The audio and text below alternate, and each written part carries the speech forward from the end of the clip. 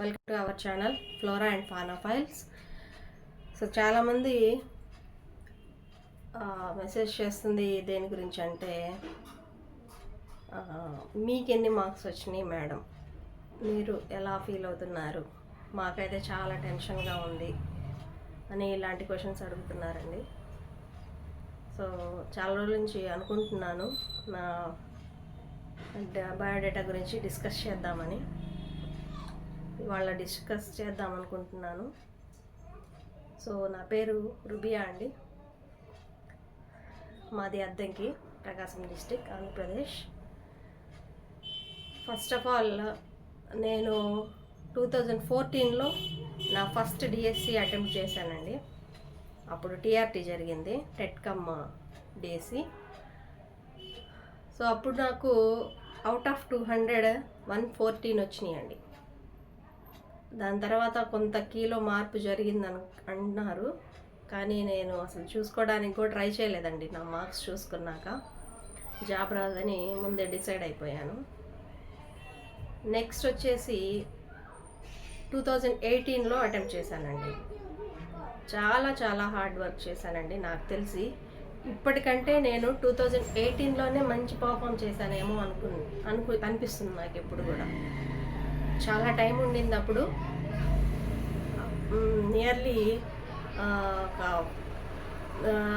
4 months ఉందనుకుంటానండి. 3.5 months to 4 months time ఉండింది notification వచ్చిన తర్వాత. సో ఆ టైంలో చాలా హార్డ్ వర్క్ చేశానండి. దానికంటే బిఫోరే టెట్కి ప్రిపేర్ అయ్యాను, డిఎస్సికి ప్రిపేర్ అయ్యాను, కానీ నోటిఫికేషన్ వచ్చి నాకు చాలా టైం ఉండింది, బాగా ప్రిపేర్ అయ్యానండి. అంటే ఇప్పుడు ప్రిపేర్ అవ్వలేదని కాదు, కానీ అప్పుడు నాకు అది మర్చిపోలేని ప్రిపరేషన్ అండి. ఎంతగా అంటే బయట ప్రపంచం ఏంటి అనేది కూడా మర్చిపోయాను, అసలు తెలియలేదు. ఆ 3.5 months నేను ఇంట్లో నుంచి ఒక్కసారి కూడా అడుగు బయట పెట్టలేదండి. అదంతా బిఫోర్ మ్యారేజ్. తర్వాత ఆ ఎగ్జామ్లో నాకు 62.2 వచ్చిందండి. ఆల్మోస్ట్ 70+ ఉండింది కట్ ఆఫ్. అయితే చాలా చాలా డిసప్పాయింట్ అయ్యానండి. బేసిక్ ఫస్ట్ అటెంప్ట్లో చేసిన మిస్టేక్స్ నేను రియలైజ్ అవ్వలేదు. నెక్స్ట్ సెకండ్ అటెంప్ట్లో చాలా మిస్టేక్స్ జరిగినాయండి. ఫస్ట్ అటెంప్ట్లో లేని అవేర్నెస్ సెకండ్ అటెంప్ట్లో కూడా నేను తెచ్చుకోలేకపోయాను. నెక్స్ట్ అసలు ఏ బుక్స్ గ్యాదర్ చేసుకోవాలి, ఏ బుక్స్ చదవాలి అనేది కూడా నాకు తెలియలేదండి. బ్లైండ్గా చదివానేమో అనిపించింది ఎగ్జామ్ రాసిన తర్వాత. బ్లైండ్గా కొన్ని మెటీరియల్స్ తీసుకొచ్చుకొని ఆ మెటీరియల్స్ని ఫాలో అవుతూ చాలా బ్లైండ్గా చదువుకుంటూ వెళ్ళిపోయానండి. నాకు తర్వాత తెలిసింది ఏంటి అంటే, ఎగ్జామ్ పేపర్ చూసిన తర్వాత నేను 100% చదివినా కూడా నేను చదివిన మెటీరియల్స్ 60 to 70% సిలబస్ మాత్రమే కవర్ చేసినాయండి. సిలబస్ కూడా చూసుకోకుండా చదివాను అనమాట. కానీ చాలా ఎఫెక్టివ్గా చదివానండి ఆ ఎగ్జామ్ అయితే 2018లో. సో నెక్స్ట్ మొన్న రాసిన డిఎస్సి అండి, ఇది కూడా చాలా కష్టపడ్డానండి. ఎంతగా అంటే చదువుకుంటూ నాకు తెలియకుండానే తెల్లారిపోయేదండి. నైట్ టైమ్స్ పాపను పడుకోబెట్టి తర్వాత స్టార్ట్ చేస్తే పడుకుందాంలే ఇంకొంచెం చదువుదాం అన్నట్టుగా చదువుకుంటూ వెళ్ళిపోయేదాన్ని. 4:30-5 అయిన రోజులు కూడా ఉన్నాయండి. సో ఇలాగా తెల్లవారుజాము వరకు చదివిన రోజులు కూడా ఉన్నాయండి. ఎందుకంటే తక్కువ టైం ఉండింది. కానీ ఎంత ఎర్లీగా ప్రిపరేషన్ స్టార్ట్ చేసినా కానీ నోటిఫికేషన్ వచ్చిన తర్వాత స్టార్ట్ చేసేదే కొంచెం ఎఫెక్టివ్గా ఉంటుందండి. ఆ జోష్ వేరే కదా. బుక్స్ అవన్నీ అయితే ముందే గ్యాదర్ చేసుకున్నాను, అన్నీ నా దగ్గర అప్ టు డేట్ ఉన్నాయి. సిలబస్ అంతా కవర్ అయినాయా లేదా నా మెటీరియల్. సో ఇంతకుముందు చేసిన మిస్టేక్స్ ఏవి రిపీట్ కాకుండా చూసుకోవాలి అనుకుని ఆ ప్యాటర్న్ అదంతా కూడా బాగా సెట్ చేసుకున్నానండి. ఈ నోటిఫికేషన్ రాకంటే ముందే కూడా మొత్తం బుక్స్ కూడా సిలబస్ కవర్ అయిందా లేదా అని తరోగా ప్రిపేర్ అయ్యానండి. నోటిఫికేషన్ వచ్చాక కూడా నాకు ఎటువంటి టెన్షన్ అనిపించలేదండి. ఫస్ట్ 2 attemptsలో ఉన్నంత టెన్షన్ ఇప్పుడు లేదనిపించింది. ఎంత తక్కువ టైం ఉన్నా కానీ ఐ విల్ డూ ఇట్ అనిపించింది. I will definitely very confident అండి.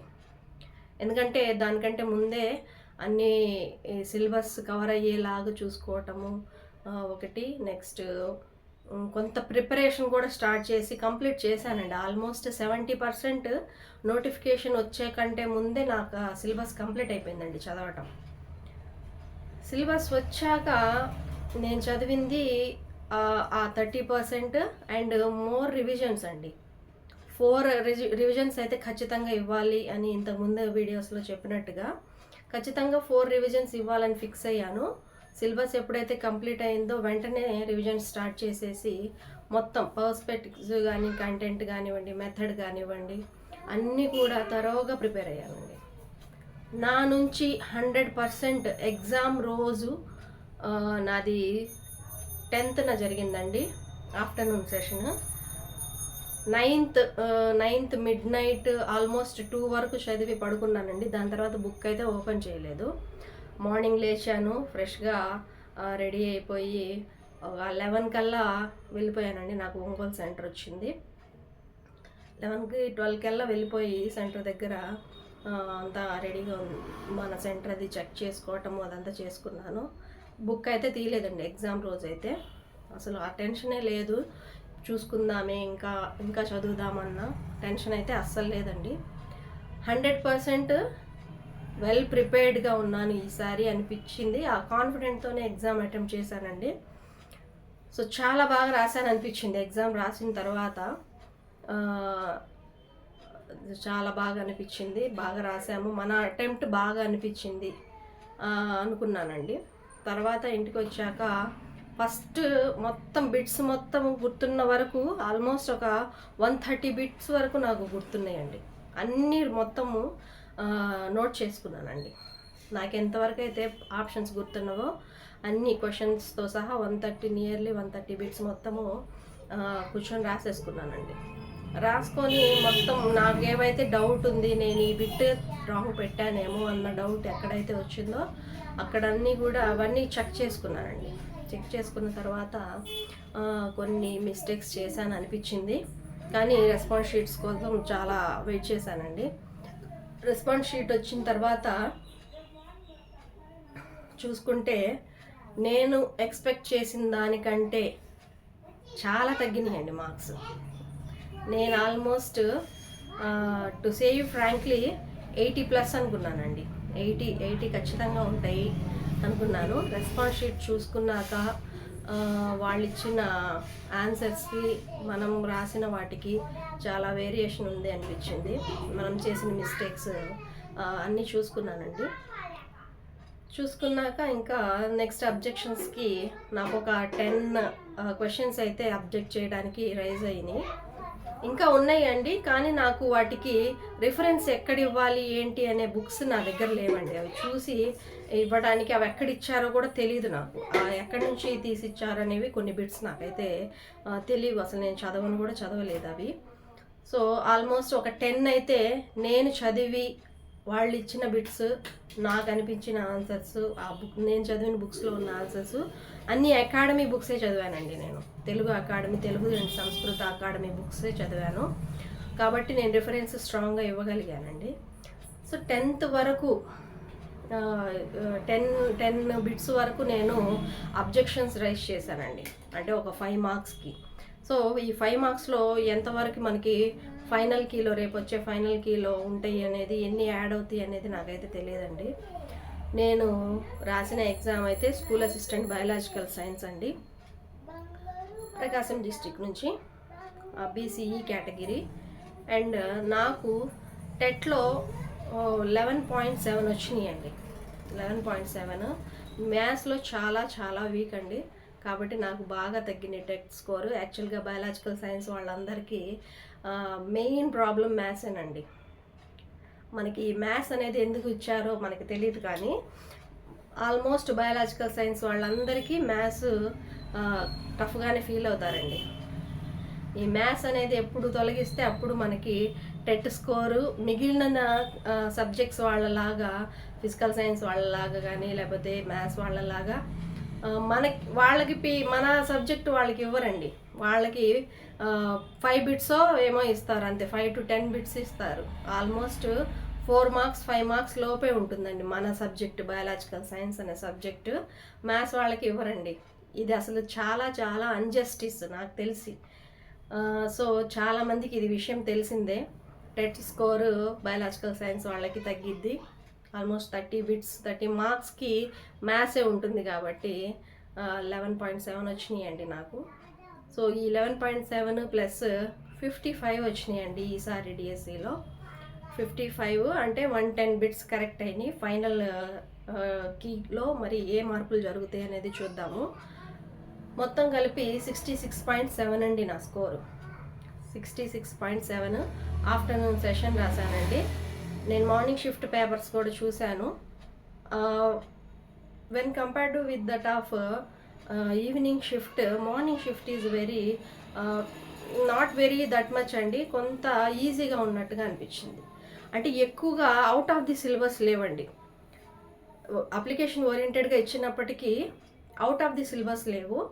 అండ్ ఎక్కడో ఓల్డ్ బుక్స్ నుంచి తీసి ఇచ్చిన క్వశ్చన్స్ కూడా, రేర్ క్వశ్చన్స్ కూడా లేవండి. సెకండ్ షిఫ్ట్లో ఉన్నంతగా రేర్ క్వశ్చన్స్ కూడా ఫస్ట్ సెషన్లో లేవు.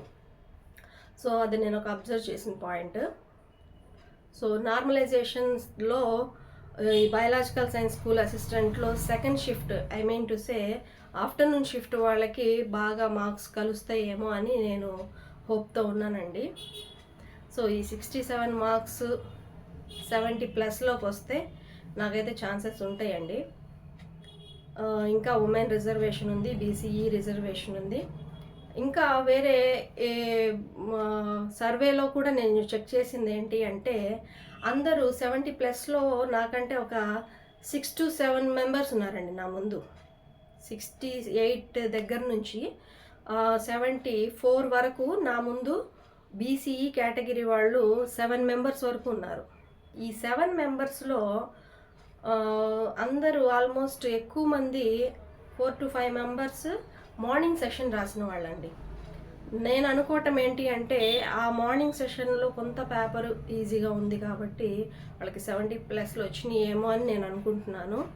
సో ఫైనల్కి అండ్ నార్మలైజేషన్ తర్వాత మనం అనుకున్నది కరెక్టా కాదా అనేది తెలిసిపోతుంది. సో నేనైతే హోప్ ఎప్పుడు లూజ్ అవ్వలేదండి 60 ప్లస్లో ఉన్నానని. అందుకే మీకు పదే 60 ప్లస్లో ఉన్నా కానీ హోప్ లూజ్ అవ్వద్దని చెప్తూ ఉంటాను.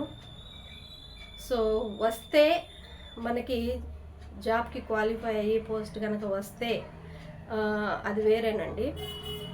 రాకపోయినా కానీ నేను యాక్సెప్ట్ చేయడానికి రెడీగా ఉన్నానండి. ఎందుకంటే ఈ ఎగ్జామ్ అనే కాదండి, లైఫ్లో చాలా నేర్చుకున్నానండి. ఇన్ని ఎగ్జామ్స్లో చాలా కాంపిటేటివ్ ఎగ్జామ్స్ రాయటము. ఆల్మోస్ట్ నేను సివిల్ సర్వీసెస్ కూడా 2 అటెంప్ట్స్ ఇచ్చానండి. సివిల్ సర్వీసెస్ రాసిన వాళ్ళకి లేదా దానికి ప్రిపేర్ అయిన వాళ్ళకి మెయిన్గా ఉండేది ఏంటంటే పేషెన్స్ అండి.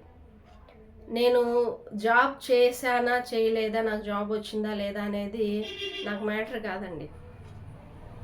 సో ఈ జర్నీని నేను ఎంత బాగా ఎంజాయ్ చేస్తున్నాను, ఈ జర్నీలో నేను ఎంత నేర్చుకుంటున్నాను అనే దాని మీద నాకు ఫోకస్ అండి. నేను చేయాల్సిన వర్క్ ప్రతి ఎగ్జామ్కి చేస్తూనే ఉంటాము, అందరూ చేస్తూనే ఉంటారు. చాలా ఎగ్జామ్స్ రాశానండి, అయినా కానీ సక్సెస్ రాలేదు. కానీ జర్నీనే నమ్ముతానండి నేను. ఎందుకంటే చాలా నేర్చుకుంటామండి మనం. సక్సెస్లో ఎంతవరకు నేర్చుకుంటామో, అసలు ఏం నేర్చుకోమేమో అనిపిస్తుందండి నాకు. సక్సెస్ వచ్చిన తర్వాత ఒక ప్రౌడ్నెస్ వస్తుందేమో, ఆ ప్రౌడ్నెస్లో ఉండిపోతామేమో అనిపిస్తుంది. కానీ ఈ జర్నీలో, ఈ ఫెయిల్యూర్ జర్నీలో అయితే చాలా నేర్చుకోవచ్చండి. ఫస్ట్ ఆఫ్ ఆల్ యాక్సెప్ట్ చేయాల్సింది మనం అదే. మనం ఇంకా రాసుకోవచ్చు, ఇంకా ట్రై చేయొచ్చు, ఇంకా స్ట్రగుల్ అవ్వటానికి మనము రెడీగా ఉండొచ్చు, మెంటల్ స్ట్రెంగ్త్ని పెంచుకోవచ్చు అనేది నేను నమ్ముతానండి. కానీ there must be an end. So ఏదైనా ఒక సక్సెస్ వచ్చిన తర్వాత ఎలాగో మనకి నెక్స్ట్ గోల్స్ అనేవి క్రియేట్ అవుతాయండి ఆటోమేటిక్గా. కాబట్టి ఈ డిఎస్సిలో ఖచ్చితంగా ఈ స్ట్రగుల్కి ఒక ఫుల్ స్టాప్ ఉంటుందని ఆశిస్తున్నానండి. సో నాలాగే మీరు కూడా అలాగే మీ ఆలోచన విధానం మార్చుకుంటూ మెంటల్ స్ట్రెంగ్త్ని పెంచుకుంటూ ఉంటారని కోరుకుంటున్నాను. నెక్స్ట్ ఏ ఎగ్జామ్ అయినా కానీ ఫస్ట్ ఆఫ్ ఆల్ మనం 100% ఇచ్చామా లేదా అనేది పాయింట్ అండి. మీరు వర్క్ జెన్యూన్గా నేను ఇంత టైం వేస్ట్ చేయకుండా ఒక 1 minute కూడా వేస్ట్ చేయకుండా నా 100% నేను ఇచ్చాను అనేది మీకు గనక ఉంటే రిజల్ట్ అనేది ఆటోమేటిక్గా మీకు పాజిటివ్గా వస్తుందండి. ఖచ్చితంగా ఎంతో అబ్స్టాకిల్స్ వస్తాయి మన ప్రిపరేషన్లో. ముఖ్యంగా మనకి ఈ జాబ్ కంపల్సరీ అత్యవసరం అనుకున్నప్పుడు, ఈ సక్సెస్ మనకి ఈ టైంలోనే కావాలి అనుకున్నప్పుడు ఇంకా అబ్స్టాకిల్స్ ఎక్కువ వస్తాయండి. మీరు గమనించాల్సింది అవే. సో అలాంటి టైంలో మీరు ఎంత స్ట్రాంగ్గా నిలబడుతున్నారు లేదా భయపడి పారిపోతున్నారా అనేది టెస్ట్ చేస్తూ ఉంటుందండి డెస్టినీ. సో ఎప్పుడు బీ స్ట్రాంగ్ అండి. ఏ రిజల్ట్ ఏ విధంగా వచ్చినా, పాజిటివ్గా వచ్చినా నెగిటివ్గా వచ్చినా నెక్స్ట్ ఏంటి అనే దాని మీద ఫోకస్ చేయండి. అండ్ రిజల్ట్ కోసం వెయిట్ చేసే వాళ్ళందరికీ ఆల్ ది బెస్ట్ అండి. ముఖ్యంగా మీ మెంటల్ స్ట్రెంగ్త్ని కోల్పోవద్దు. కొన్ని న్యూస్ చూస్తుంటే బాధేస్తుంది. డిఎస్సి ఆస్పిరెంట్స్ చాలామంది సఫర్ అవుతున్నారు. చాలా యూట్యూబ్ ఛానల్స్ వాటి కమెంట్స్లో వాళ్ళ బాధ చెప్తుంటే నాకు పాపం అనిపిస్తుందండి. సో అంత డిప్రెషన్కి వెళ్ళాల్సిన అవసరం అయితే లేదు. ఇవాళ నా స్టోరీ, నా ఫెయిల్యూర్ స్టోరీ చెప్పుకోవడానికి నేను ఏ విధంగా ఫీల్ అవ్వట్లేదండి. ఇది మీకు కొంతైనా మోటివేటెడ్గా ఉంటే అది నాకు చాలండి. ఒక్కళ్ళైనా ఈ స్టోరీ విన్నాక ఇంత ఫెయిల్ అయినా కానీ మనము ఇంత స్ట్రాంగ్గా ఉన్నారు అన్న ఒక థాట్ మీలో వస్తే అదే చాలండి నాకు. సో ఇవన్నీ మనకి స్టెప్పింగ్ స్టోన్స్ అండి. చాలామంది చెప్పే ఉంటారు, ఇది ఇంతకుముందు మనం చెప్పేదేం కాదు, స్టెప్పింగ్ స్టోన్స్ లాగా తీసుకోవటమే. ఇంకా మనకి నార్మలైజేషన్ ఉంది, ఇంకా ఫైనల్కి ఉంది, ఇంకా పారామీటర్స్ కన్సిడర్ చేసుకోవాలి. ఉమెన్స్కి అయితే ఉమెన్ రిజర్వేషన్ ఉంటుంది, జనరల్ కేటగిరీస్ రిజర్వేషన్స్ ఉంటాయి, అన్నీ ఉంటాయండి. ఈ పారామీటర్స్ అన్నీ కలిసిన తర్వాత మన రిజల్ట్ డిసైడ్ అవుతుంది. కాబట్టి ఎవ్వరూ డిప్రెస్ అవ్వద్దండి. ఫస్ట్ నేను ఈ డిఎస్సి అనే కాదండి, చాలా ఎగ్జామ్స్ అటెంప్ట్ చేశాను. చాలా ఎగ్జామ్స్, సచివాలయాలు కానివ్వండి, panchayat secretaries, group 4, group 1, group 2 అన్నీ అటెంప్ట్స్ చేశానండి. సో దానికి నేను అటెంప్ట్ చేసి ఫెయిల్ అయ్యాను అన్న బాధ కొంతవరకు తీసుకోవాలండి మనం. ఎందుకంటే ఆ బాధ కూడా ఎందుకు తీసుకోవాలి అంటే నెక్స్ట్ మనకి మనం పుషప్ చేసుకోవడానికి, మనల్ని మనం మోటివేట్ చేసుకోవడానికి అది ఉపయోగపడాలి. అంతేకాని బాధనే ఎక్కువగా మైండ్కి తీసేసుకొని మనం ఏం చేయలేమేమో, మనం వేస్ట్ ఏమో అని మనల్ని మనమే డీమోటివేట్ చేసుకోవటం వల్ల ఉపయోగం ఏమీ ఉండదండి. ఇలాంటి డిప్రెషన్సే ఎక్కువగా వస్తాయి. కాబట్టి బీ పాజిటివ్గా ఉండండి. ఎప్పుడు కూడా రిజల్ట్ మనకి అనుకూలంగా వస్తుందన్న థాట్లోనే ఉండండి. నెక్స్ట్ అసలు హోప్ లేదు అనుకున్నా కానీ ఎటువంటి నిరాశ చెందొద్దండి. నెక్స్ట్ మీ గోల్ ఎటువైపు ఉండాలి, మీ సక్సెస్ దేనిలో చూసుకోవాలి అనే దాని మీద ఫోకస్ చేసి అటువైపుగా అడుగులు వేయండి. మీకు కావాల్సిన ఎటువంటి మోటివేషన్ అయినా కానీ నేను ఖచ్చితంగా రెడీగా ఉంటాను. And be ready to face the obstacles అండి. ఎప్పుడూ రెడీగా ఉండండి. సక్సెస్ అనేది మనకి ఏమీ నేర్పించదండి. గర్వం తప్పించి మనకి సక్సెస్లో మనం ఏం నేర్చుకోలేము. ఈ జర్నీనే ఎంజాయ్ చేయండి. ఈ స్ట్రగ్లింగ్ జర్నీ, ఈ వెయిటింగ్, ఇలాంటి మాటలు అంటూ ఉంటారు కదా, ఇలాగా ఫెయిల్యూర్ అయ్యావు, ఎన్నిసార్లు ఫెయిల్ అవుతావు, అది ఇది చాలామంది అంటూ ఉంటారు. ఏమీ పట్టించుకోవద్దండి. మిమ్మల్ని మీరు నమ్మండి. ఎందుకంటే వర్క్ చేసేది మీరు, ఏదైనా ఫేస్ చేయాల్సింది మీరు. ఏ రిజల్ట్ వచ్చినా క్రెడిట్ అంతా మీకే. కాబట్టి మీరు స్ట్రాంగ్గా ఉండండి, మిమ్మల్ని మీరు నమ్మండి, అండ్ ఎప్పుడు మోటివేటెడ్గా ఉండండి. So thank you so much. Video నచ్చినట్టయితే సబ్స్క్రైబ్ చేసుకోండి, లైక్ చేయండి, షేర్ చేయండి. ఎటువంటి మోటివేషన్ వీడియోస్ అయినా మీకేమైనా కావాలన్నా కానీ, ఇంకా వేరే టాపిక్స్ మీద వీడియోస్ చేయాలి అన్నా కానీ మీ కమెంట్ ద్వారా తెలియజేయండి. Thank you so much.